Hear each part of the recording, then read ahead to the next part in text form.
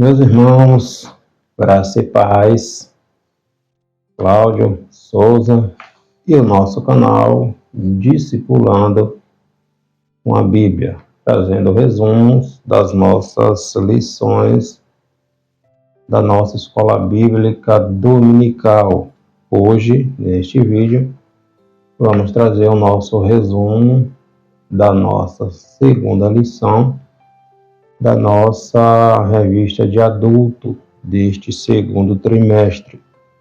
Na nossa primeira lição, nós estudamos sobre a ordenança para crer e descer as águas batismais, falando sobre o batismo nas águas. O batismo nas águas significa o sepultamento do velho homem, da velha natureza. É uma ordenança, tá? Não é um sacramento, tá? Não é um sacramento, não é um pré-requisito para a pessoa ser salva, tá? É uma ordenança do Senhor. E hoje vamos falar sobre a ordenança para participar da Santa Ceia, tá? Ordenança para participar da Ceia do Senhor. Também não é um sacramento. A Santa Ceia não é um sacramento, não é um meio para se obter, se alcançar a salvação, tá? A Santa Ceia é para quem já está em comunhão com o Senhor. Também não é um meio para entrar em comunhão. Santa Ceia participa quem já está em comunhão, tá? O nosso textuário está na carta escrita por Paulo aos Coríntios, 1 Coríntios, capítulo 11, versículo 28. Examine-se, pois, o homem a si mesmo, e assim coma deste pão e beba deste cálice. Nossa verdade aplicada, a ceia do Senhor aponta para a continuidade de nossa comunhão com o Senhor pela nova aliança. Aponta para a continuidade de nossa comunhão com o Senhor Jesus Cristo, tá? Então, nesta nossa segunda lição, nesta ordenança do Senhor Jesus Cristo, vamos estudar sobre a Santa Ceia. O quão é importante conhecermos, estudarmos, aprendermos sobre a Santa Ceia do Senhor, destacando o momento da instituição da Ceia do Senhor Jesus Cristo, quando Jesus se reuniu com seus apóstolos antes dele ser traído, ser entregado aos fariseus, e falar sobre a relevância da observação por parte da igreja, da observação da Santa Ceia, tá? Sua relevância e a significância, conforme encontramos nas Sagradas Escrituras. Os objetivos desta nossa lição, novamente, mostrar o direcionamento da Ceia do Senhor, ressaltar a importância da Ceia do Senhor e falar sobre a relevância da Ceia do Senhor para a igreja. Os direcionamentos da Ceia do Senhor, a importância da ceia para o cristão e a relevância da ceia para a igreja do Senhor Jesus Cristo. O nosso texto bíblico de referência está em 1 Coríntios, capítulo 11, versículos 23, 24, 25 e 26. Porque eu recebi do Senhor o que também vos ensinei, que o Senhor Jesus, na noite em que foi traído, tomou o pão e, tendo dado graças, o partiu e disse: Tomai, comei, isto é o meu corpo que é partido por vós, fazei isto em memória de mim. Semelhantemente também, depois de cear, tomou o cálice, dizendo: Este cálice é um novo testamento no meu sangue. Fazer isto todas as vezes que beberdes em memória de mim, porque todas as vezes que comerdes este pão e beberdes este cálice, anunciai a morte do Senhor até que venha. O primeiro tópico da nossa lição: os direcionamentos da ceia do Senhor. Primeiro, não é um ato inconsciente, nem é um ritual vazio, frio, sem emoção, tá? A Santa Ceia é algo espiritual e repleto de significados de alta relevância. Por isso a importância de observarmos atentamente. O apóstolo Paulo, em 1 Coríntios, quando ele está tratando sobre a Santa Ceia, Paulo diz que ele recebeu do Senhor e passa a nos ensinar. A Santa Ceia do Senhor serve para edificação, tá? Exortação do crente, consolação, advertência, tá? Nos exorta, nos consola e nos edifica, tá? Então, o cristão, ele pode contemplar a Santa Ceia do Senhor sobre 3 perspectivas, tá? Um olhar para trás, quando contemplamos Cristo se entregando em sacrifício por mim e por você. Então a gente dá uma olhada para o que Jesus fez, seu sacrifício vicário no meu e no seu lugar, se entregando para morrer no meu e no teu lugar, tá? Paulo vai dizer: este cálice é o novo testamento no meu sangue. Jesus falando: fazer isto todas as vezes em que beberdes em memória de mim. 1 Coríntios capítulo 11, versículo 25. Então Jesus diz: tenha memória de mim. Lembrem, tá? Recordem, se lembrem, tá? O sangue de Jesus vertido na cruz do Calvário, por amor a mim e a você, o seu corpo dilacerado, tudo isso por minha causa, por sua causa, por me amar, por amar você. Então, a gente olha para trás e vê o preço que foi pago para que hoje possamos olhar para o céu e dizer: muito obrigado, Jesus, por me resgatar, por não me deixar só, por me trazer de volta a comunhão com o meu Pai, tá? Então, a observação da Santa Ceia do Senhor, ela é muito importante. Não é uma coisa qualquer, tá? Não é uma coisa qualquer. A Santa Ceia também do Senhor, ele nos leva a ter um olhar, além de olhar para o passado, um olhar presente também, tá? Quando nós nos olhamos e vemos a real condição que estamos diante de Deus hoje, como pessoas regeneradas, santificadas, transformadas pelo poder do sangue de Jesus, tá? Pela graça que nos foi dada, nós não merecíamos, tá? Que Jesus fez por nós.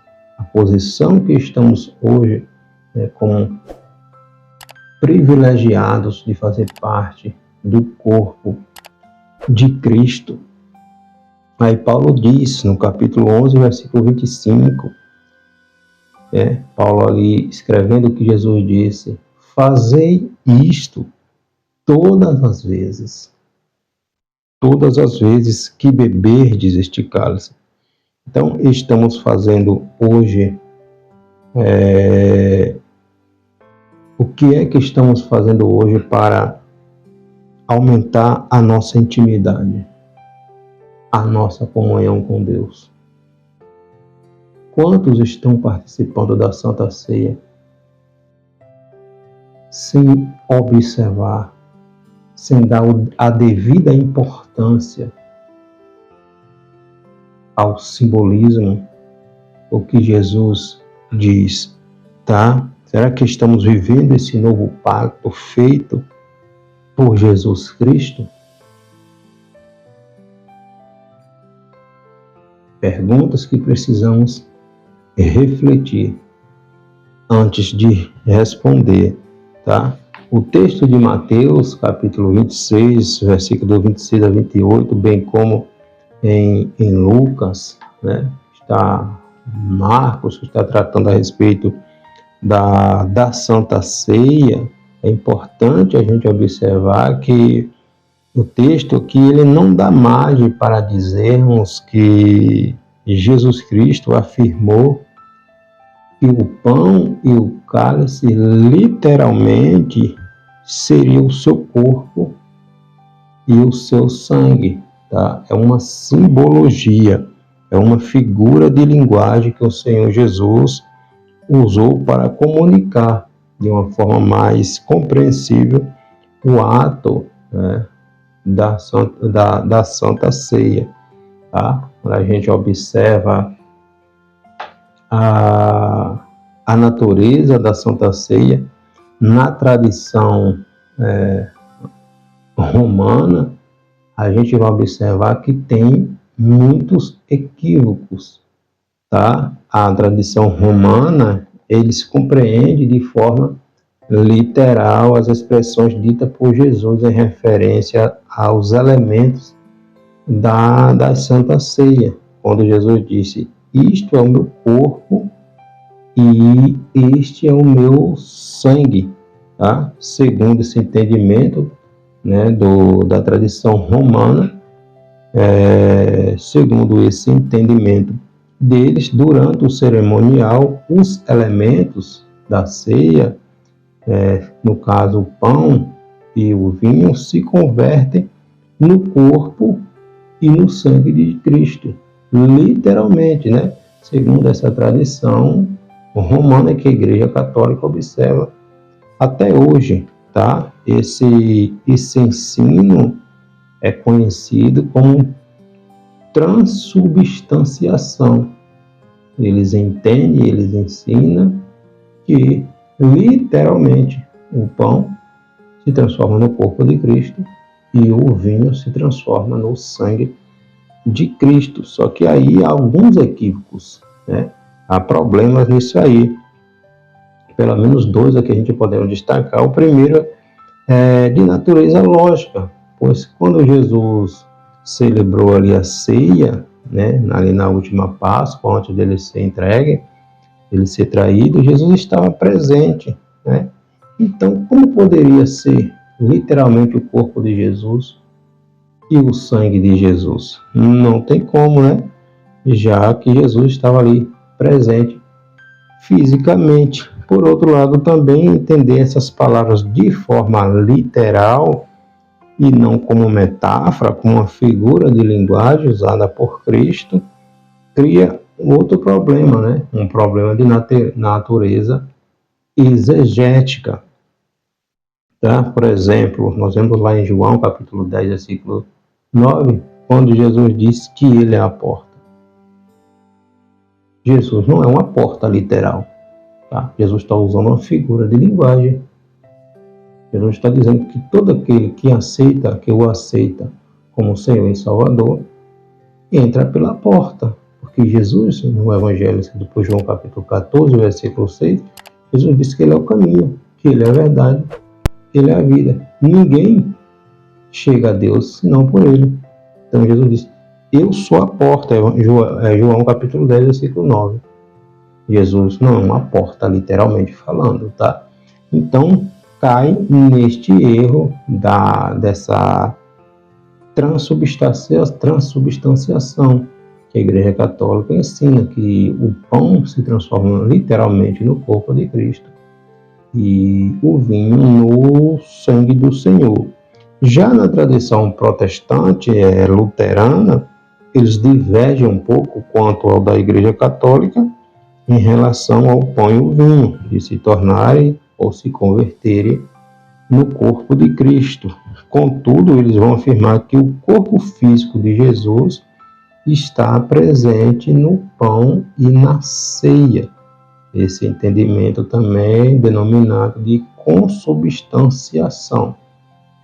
Difere um pouco da Igreja romana, católica romana, mas também Lutero não conseguiu aqui se desvencilhar ali na Reforma Protestante por completo da tradição católica quando se fala a respeito da Santa Ceia.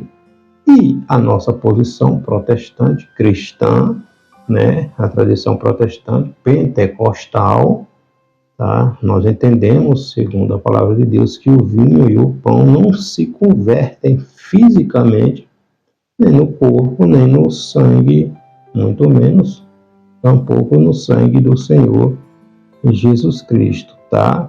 Mas Jesus está presente, espiritualmente falando, Jesus está presente, né? O pão e o vinho simbolizam o corpo e o sangue do Senhor Jesus Cristo. Jesus se faz presente espiritualmente falando, né, nos símbolos da Santa Ceia, mas não é literalmente o corpo e o sangue do Senhor Jesus Cristo. E tem o aspecto também memorial, né, na celebração da ceia. A ceia do Senhor é para quem já está em comunhão com Cristo, não é para entrar em comunhão. Então Jesus disse, fazer isto em memória, não é em memória, quem está morto, não. Jesus disse fazer isso em memória de mim, tá? Então a gente precisa observar estes detalhes. E o cristão, novamente, ele pode contemplar a Santa Ceia do Senhor sobre essas três expectativas, né? Olhando para o passado, quando observamos o que Jesus fez por mim, por você, olhando para o nosso presente, quem somos hoje em Cristo, a transformação que o poder do Evangelho de Cristo traz nas nossas vidas, na vida do homem, e também nos leva para ter um olhar para o futuro, tá?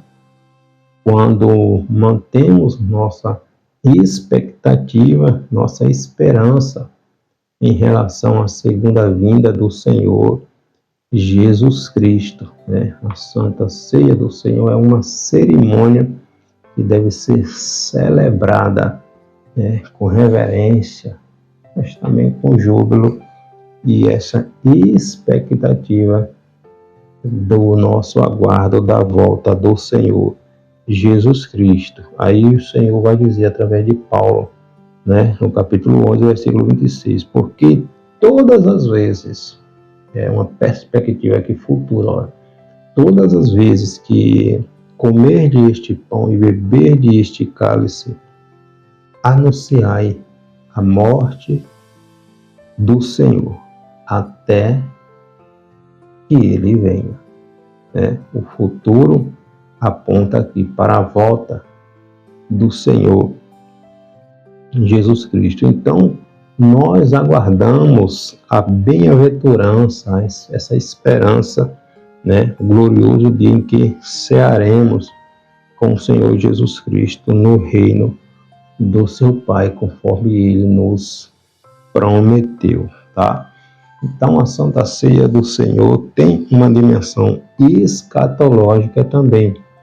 Ao participarmos dela, antecipamos a nossa alegria da sua segunda vinda e pela reunião da igreja, e com Jesus por toda a eternidade, que brevemente nos reuniremos com o Senhor Jesus Cristo. Não haverá mais dor, não haverá mais sofrimento. Então a Santa Ceia é uma ordenança, uma simbologia, não é um sacramento, não é um meio para se obter graça, não é um meio para se obter salvação, tá? A Santa Ceia é para quem está em comunhão com Deus, em comunhão com os nossos irmãos, tá? Não é para se entrar em comunhão, tá? Então, novamente, Paulo diz, capítulo 1 de 1 Coríntios, capítulo 11, versículo 26, porque todas as vezes que comerdes este pão e beberdes este cálice, anunciai a morte do Senhor Jesus até que venha. O segundo tópico da nossa lição vai falar sobre a importância da ceia para o cristão. A ceia do Senhor é algo sagrado, que não se pode participar de qualquer maneira, não se pode participar de qualquer maneira, com irreverência. É preciso ter cuidado. Há uma advertência aqui, quando Paulo está discorrendo aqui sobre a importância da Santa Ceia para que o homem, no versículo 28, para que o homem examine, para que nos examinemos a nós mesmos, tá? Para que não participemos da Santa Ceia de maneira indevida, sem se reconciliar, sem pedir perdão, e as consequências são graves, tá? Então Paulo diz: examine-se, pois, o homem a si mesmo. A chamada é para examinar a nós mesmos, não a outros. Examine-se, pois, o homem a si mesmo. Fazer uma autoanálise, tá? Fazer uma análise minuciosa. Como é que está a nossa vida? Como é que estamos caminhando, tá? Então a gente precisa observar isso, fazer uma introspecção, ok? A consciência é o nosso maior tribunal que existe, tá? É o fórum, é o nosso fórum interior. Será que a nossa consciência está nos acusando? Quando esse tribunal da consciência se irrompe ou fica cauterizado, a mente não acusa mais. Olha que tragédia. Quantos estão aí com as mentes cauterizadas, participando da Santa Ceia, ceando não sentem mais nada, estão mortos espiritualmente. Tá? Então, há uma advertência: examine, pois, o homem a si mesmo. Tenhamos cuidado para que não participemos da Santa Ceia para a nossa própria condenação, como diz a palavra como diz a palavra de Deus, tá? Então a nossa consciência, ela precisa estar tranquila, estar em paz com Deus, tá? A consciência foi dada a todo ser humano para ele julgar entre o que é certo, o que é errado, o que é justo, o que é injusto, o que é fiel, o que é infiel, o que é verdadeiro e o que é falso, tá? Então a gente precisa ter cuidado como é que estamos participando da Santa Ceia. Tá? O apóstolo Paulo também fala sobre a importância de julgarmos a nós mesmos, né? No versículo 31, a chamada é para julgar a nós mesmos, não o outro. Jesus, discorrendo ali no Sermão da Montanha, registrado no Evangelho escrito por Mateus, capítulo 7, a seguir Jesus vai falar para tirar a trave dos nossos olhos antes de apontar para o outro. Tá? Tira a trave, tira o embaraço que está no teu olho antes de apontar para o erro do irmão. Então, Jesus vai falar aqui através de Paulo, tá?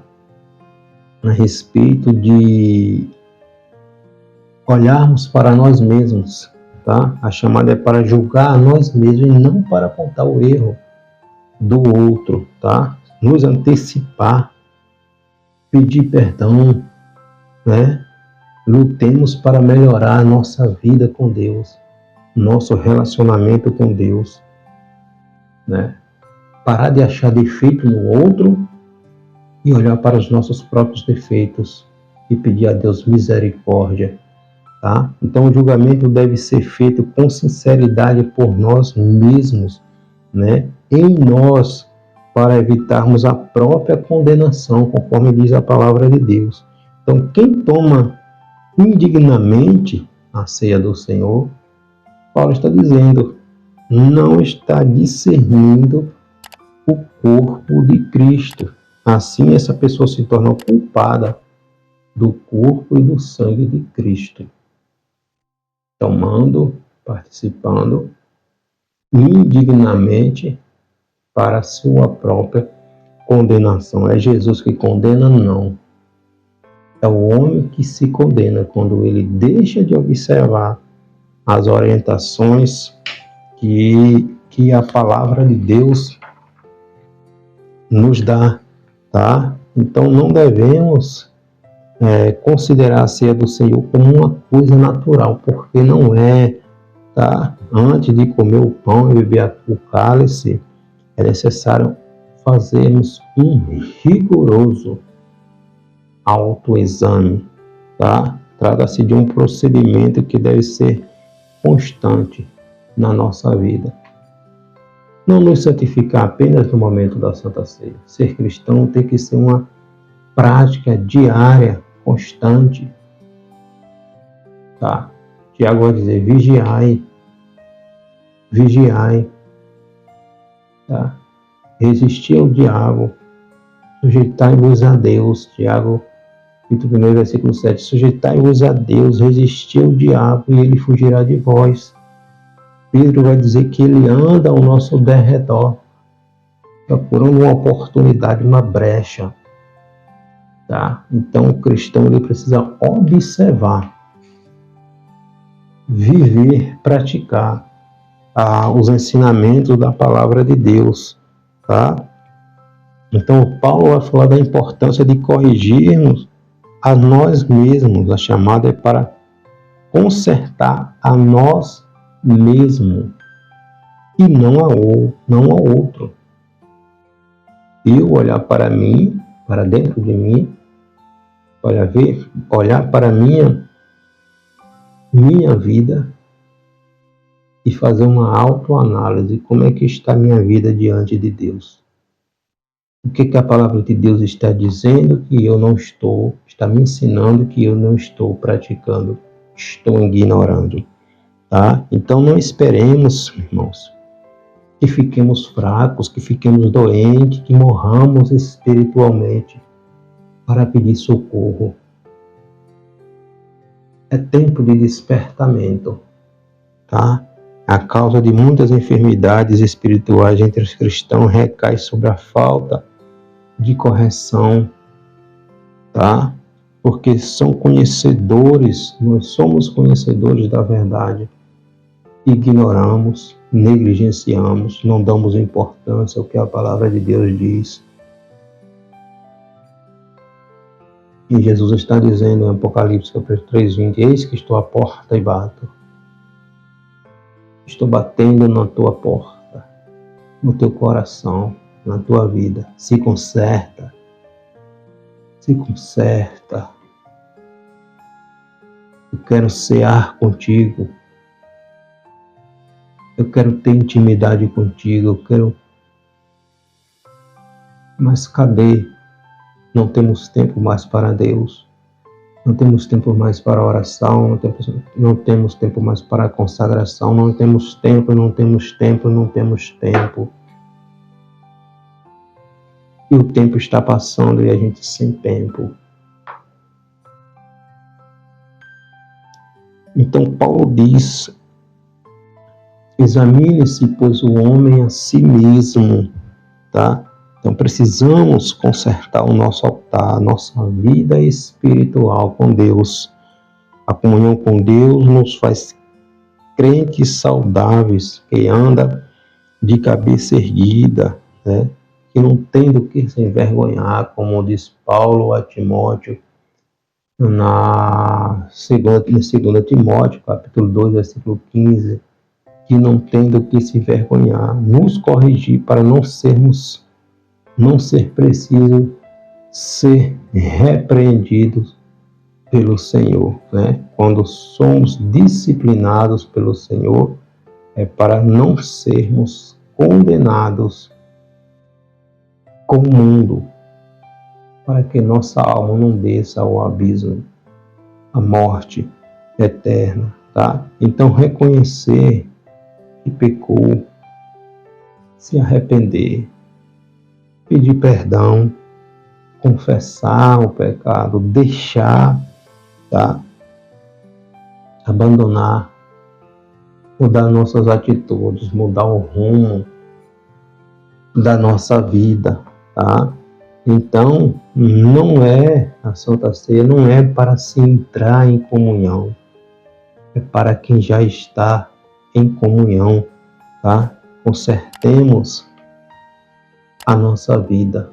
Consertemos a nossa vida. O apóstolo Paulo adverte sobre o perigo de participar da Santa Ceia indignamente, né? Está relacionado ao modo, à maneira. Paulo vai falar ali que os coríntios estão participando da Santa Ceia desordenadamente. O terceiro tópico da nossa lição, a relevância da ceia para a Igreja do Senhor.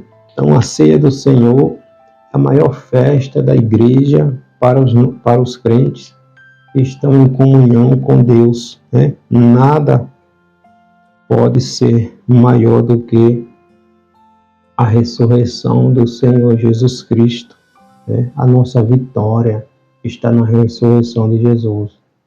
Aí Jesus celebra a Santa Ceia e diz que não mais, né, haveria a Santa Ceia, ele celebraria a Santa Ceia na terra, mas no céu,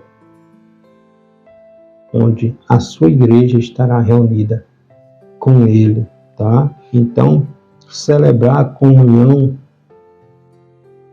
cristã, né? A relevância da Santa Ceia para a nossa comunhão uns com os outros, para a nossa comunhão com Deus. A igreja ela precisa estar unida, estar junta, né? Em harmonia, em paz, participando em comunhão, né? Viver em comunhão, participar das mesmas coisas, ter unidade no Espírito.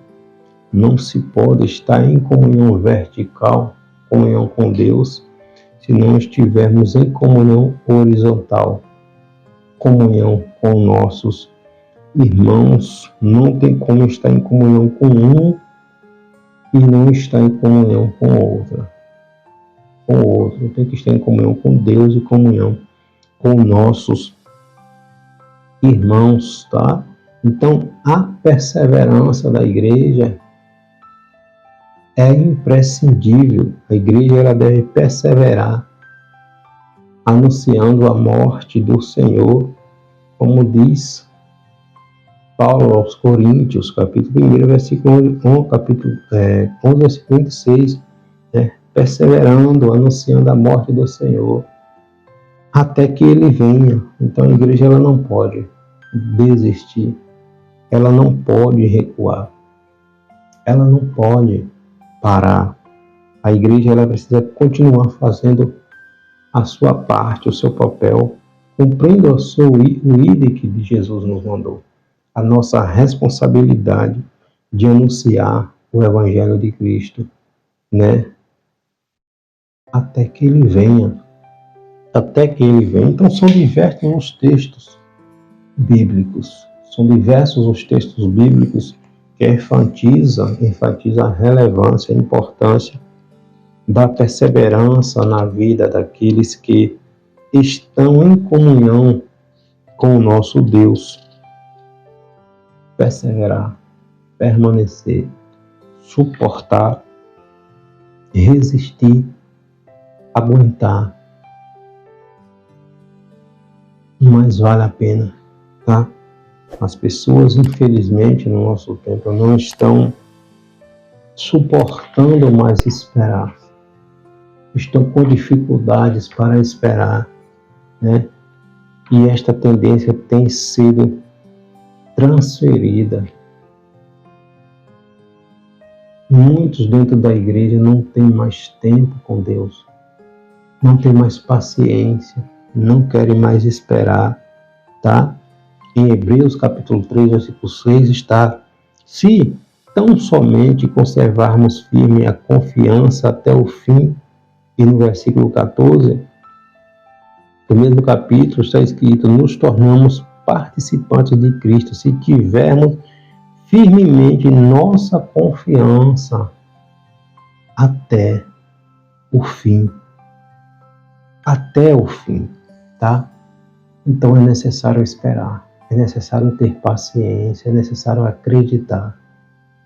Jesus vem. Jesus vem. Aí ele diz: fazei isso em memória de mim.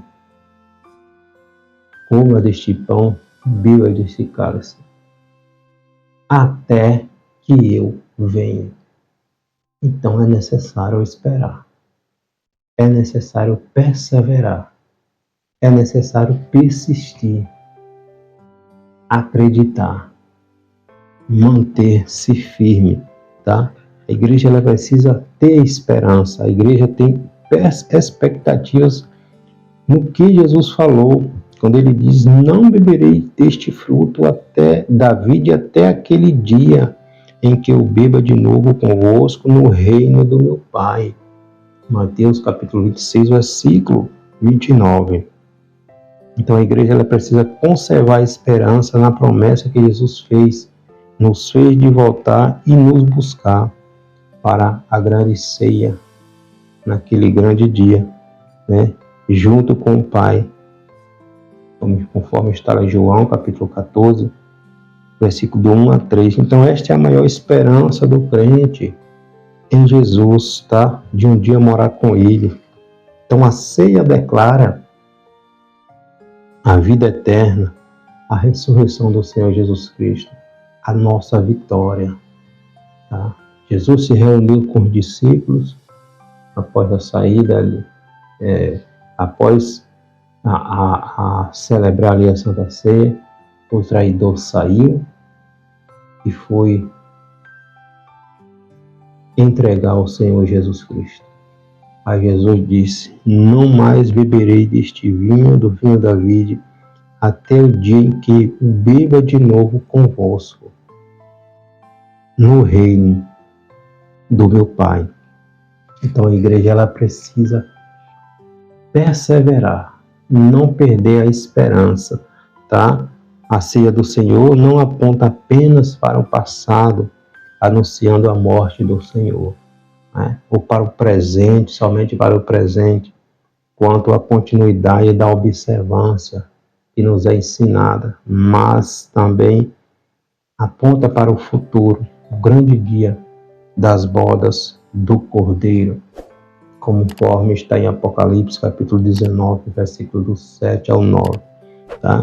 Então, persevera, insiste, persiste.